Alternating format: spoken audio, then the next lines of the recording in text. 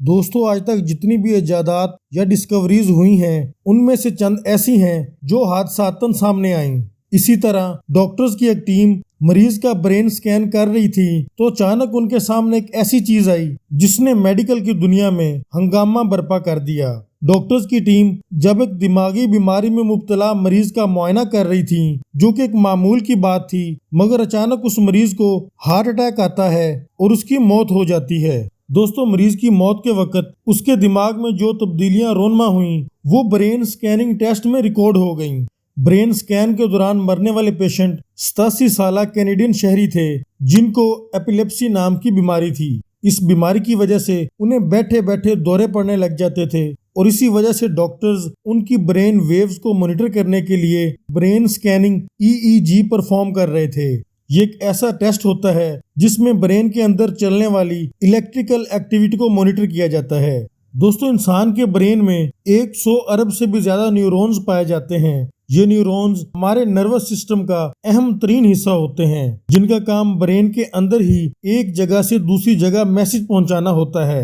ये मैसेज दरअसल एक इलेक्ट्रिकल चार्ज होता है जो कि ब्रेन के एक हिस्से के न्यूरॉन्स दूसरे हिस्से के न्यूरॉन्स को भेजते हैं और उस मैसेज को प्रोसेस करके बॉडी पार्ट को कोई भी एक्शन परफॉर्म करने का सिग्नल देते हैं।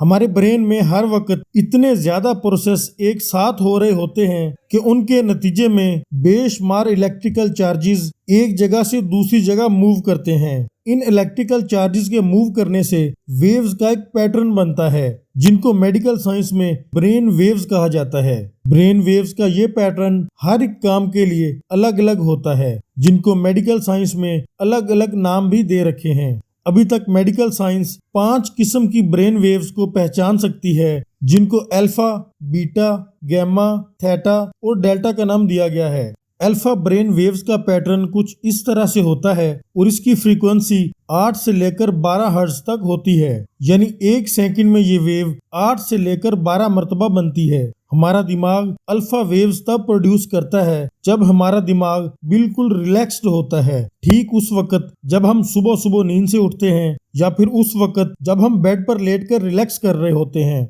बीटा वेव्स का पैटर्न कुछ इस तरह का होता है जिसकी फ्रीक्वेंसी 12.5 से लेके 30 हर्ट्ज तक होती है।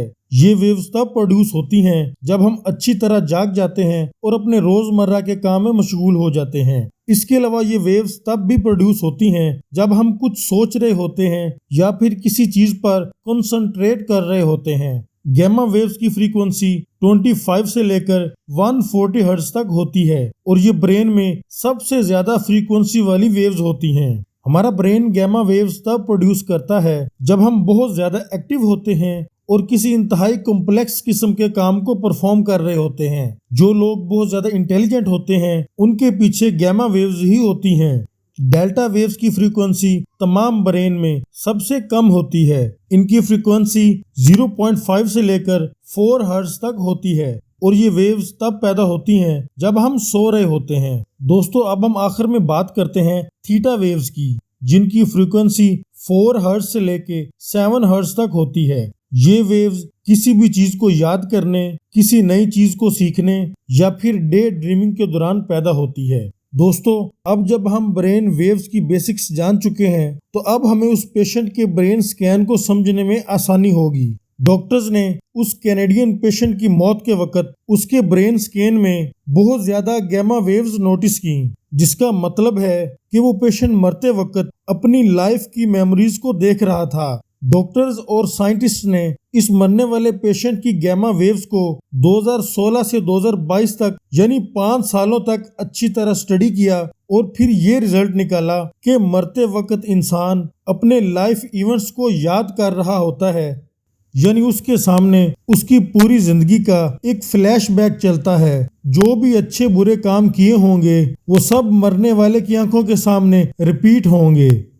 Please like and subscribe my channel ताकि मैं इसी तरह आपके लिए अच्छी अच्छी वीडियोस लाता रहूं।